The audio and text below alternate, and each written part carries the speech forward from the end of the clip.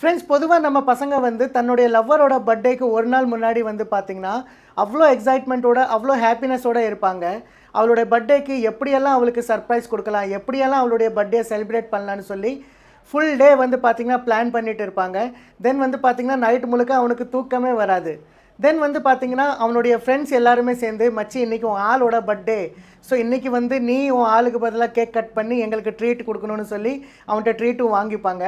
தென் வந்து அந்த பையன் வந்து அவளோட பர்த்டேயை தன்னுடைய பர்த்டேயை நினச்சி அந்த பொண்ணுக்காக கோயிலுக்கு எல்லாம் போவான். கோயிலுக்கு போயிட்டு சாமியெல்லாம் கும்பிட்டுட்டு அந்த பொண்ணோட பேரில் அர்ச்சனையெல்லாம் செய்வான். தன்னுடைய பேரண்ட்ஸ்க்காக கூட இப்படியெல்லாம் பண்ணியிருக்க மாட்டான். ஆனால் அந்த பொண்ணுக்காக எப்படியெல்லாம் பண்ணுறான் பாருங்கள். இதெல்லாம் ஒன்றுமே இல்லைங்க. என் ஃப்ரெண்டு ஒருத்தன் இருக்கான்.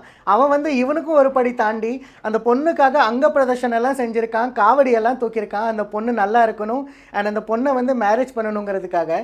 ஆனால் அந்த பொண்ணு வந்து பார்த்திங்கன்னா இவனை விட பெட்டராக ஒருத்தன் கிடச்சதுக்கப்புறம் இவனை வந்து கலட்டி விட்டுட்டு போயிடுச்சு. அது வந்து பார்த்திங்கன்னா வேறு ஸ்டோரி. ஸோ இப்படிப்பட்ட பையன் வந்து பார்த்திங்கன்னா எல்லா கேங்லேயும் ஒருத்தன் கண்டிப்பாக இருப்பான். அவன் வந்து பார்த்திங்கன்னா லவ் பண்ணுற பொண்ணுக்காக என்னனாலும் செய்வான்.